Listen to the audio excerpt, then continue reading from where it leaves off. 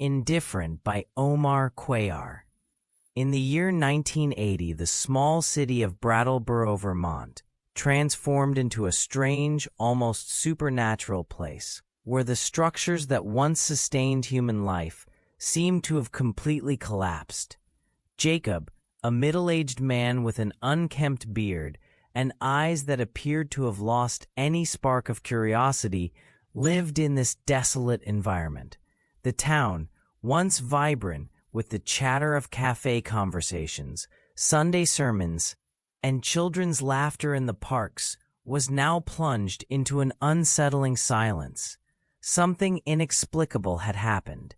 People had stopped believing in everything that once gave meaning to their lives. The institutions that had structured society, work, religion, marriage, family, personal relationships, and community vanished as though they had never existed. No one knew how or why this change occurred, but its impact was undeniable. Like all the other inhabitants of Brattleboro, Jacob had surrendered to this new reality. Indifference had taken hold of him like a silent disease that consumed any desire for human connection.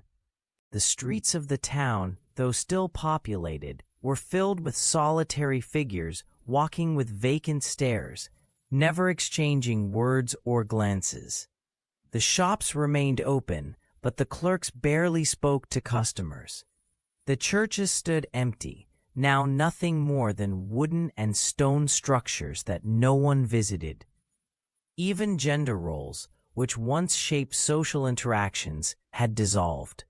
Men and women, young and old, were all equal in their isolation, in their complete lack of interest in one another. Brattleboro had become a city of living ghosts, where humanity seemed to have renounced itself. For Jacob, this reality was not something to lament, it was simply a fact. He felt no nostalgia for the days when people gathered to celebrate weddings or share family dinners. He didn't care that the bonds that once united people had been broken. His mind, trapped in a cycle of introspection and disdain, found no value in anything or anyone. It was this very indifference that led him to make a radical decision, to abandon the town entirely and retreat into the dense forests of Vermont. He didn't do it out of a desire for adventure or to search for answers. He simply saw no point in continuing to live among others. The forest, with its oppressive silence and impenetrable darkness, seemed the perfect place for someone like him, someone who had decided the world had nothing left to offer. The forests of Vermont, with their tall, twisted trees, were a place where sunlight barely filtered through the canopy. Jacob, carrying a backpack with only the essentials, a knife, a blanket, some canned food, and a notebook he rarely wrote in, ventured into this vastness without any clear plan. He wasn't seeking a destination, he only wanted to disappear. For weeks he wandered aimlessly, sleeping beneath trees, eating whatever he could find, and drinking from streams. The solitude of the forest did not weigh on him, for he had already embraced solitude long before leaving Brattleboro. His mind, locked in a state of profound apathy, registered neither the sounds of nature nor the beauty of the landscapes. To him, birdsong and the murmur of the wind were as irrelevant as the conversations that no longer existed in the town. What Jacob did not know, and what his indifference prevented him from noticing, was that the forests of Vermont concealed something far stranger and more disturbing than his own desolation. Deep within those woods, where sunlight scarcely reached, there existed an alien presence, the Migo, fungoid beings from a distant planet known as Yuggoth. These creatures, with grotesque bodies that combined insect-like and fungal features, had established a secret base in the forest. Their ships, organic structures that pulsed as if alive, were camouflaged among the trees, invisible to anyone not actively searching for them. The Migo had been visiting Earth for centuries, collecting specimens and studying humans, but their activity in Vermont was particularly intense in 1980. In his self-imposed isolation, Jacob had been living mere meters from this alien base for 3 months without realizing it. He walked along paths that skirted the Migo ships, slept beneath trees concealing their instruments, and drank from streams contaminated by the biological waste of their experiments. His indifference was so absolute that he failed to notice the flickering lights that sometimes illuminated the night sky, or the strange sounds, metallic hums and whispers that seemed to come from no earthly creature. To him, the entire world, both the forest and the town he had left behind, was a blank canvas, devoid of meaning. The Migo, meanwhile, observed Jacob with interest, fascinated by his complete disconnection from the world around him. One night, while Jacob slept beneath an ancient oak, the Migo decided to act. Silent and precise, they descended upon him with their segmented limbs and carried him to their base. Jacob offered no resistance, not because he was helpless, but because he simply did not care. When he awoke, he found himself in an organic chamber, surrounded by walls that seemed to breathe. The Migo, with their bulbous bodies and multiple eyes, watched him from every angle.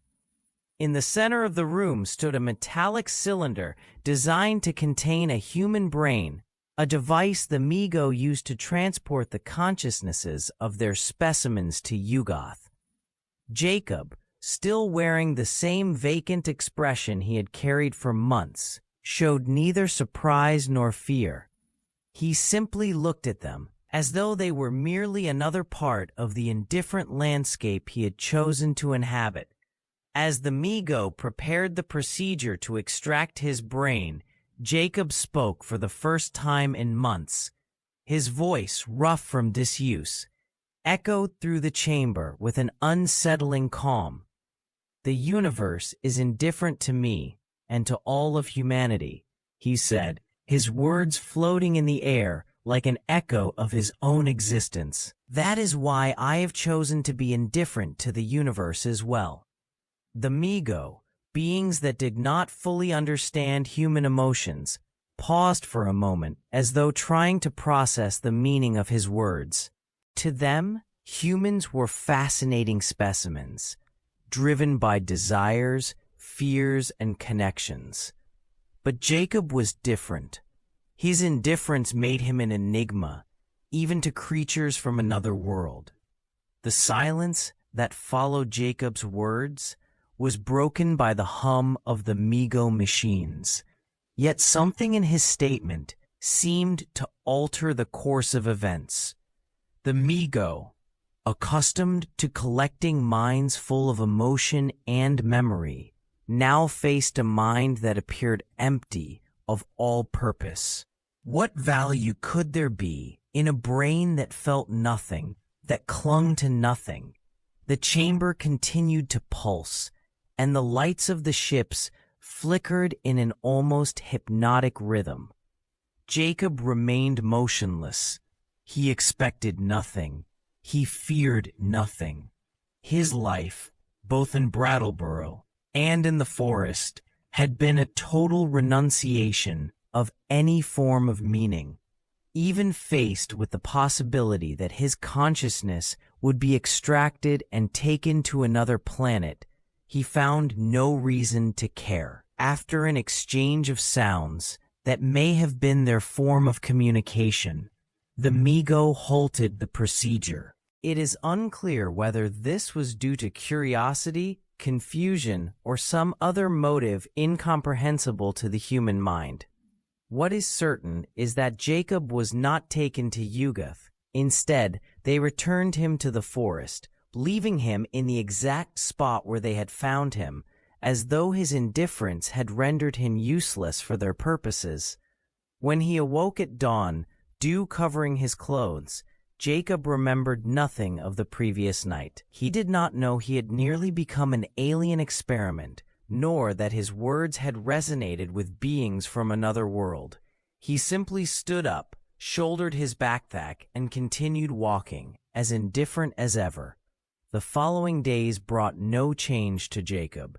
He continued to wander the forests, oblivious to the Migo, their ships, and any other wonder or terror the universe might contain.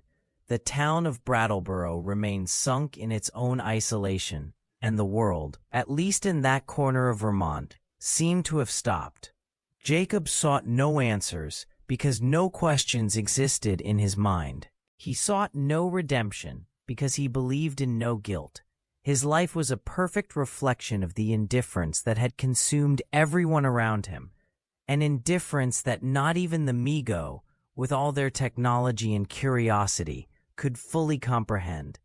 The forest, with its alien secrets, remained Jacob's home. The Migo ships stayed hidden among the trees, and their experiments continued, perhaps with other less indifferent humans. But Jacob, in his absolute solitude, became a kind of anomaly, a man who had taken indifference to a level that challenged even the creatures of Yugoth. His existence, though meaningless to himself, stood as a testament to what happens when a human being completely renounces connection with the world. In the years that followed, rumors of strange lights in the Vermont forests began to circulate, but no one in Brattleboro paid them any attention. The town, trapped in its own apathy, had no interest in the mysteries of the universe. As for Jacob, he never returned to civilization. Some say he still wanders the woods, an hermit who seeks nothing and expects nothing. Others believe the Migo eventually returned for him, taking his brain to Yugoth to study it as a unique case. But the truth, like everything connected to Jacob, remains shrouded in indifference. Jacob's story is ultimately a reflection on emptiness.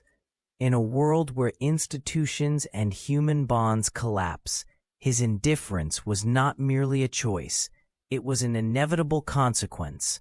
The Migo, with their advanced technology and insatiable curiosity, represented a vast and unknown universe, yet even they could find no meaning in a man who had renounced everything. And so, Jacob remained an enigma, not only to the aliens, but to the world around him. The question that lingers is whether Jacob's indifference was a form of resistance or total surrender. Perhaps there is no answer, because for Jacob, questions themselves held no importance. In a universe that offers no clear answers, his story serves as a reminder that sometimes the greatest rebellion is simply to be indifferent to everything.